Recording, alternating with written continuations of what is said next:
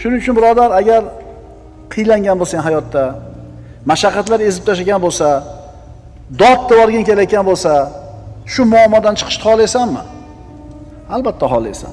Unday bo'ladigan bo'lsa, hamma narsani ishi, hukmi o'zini qo'lida bo'lgan Allohga topshirishingni, uni o'ziga tavakkul qil.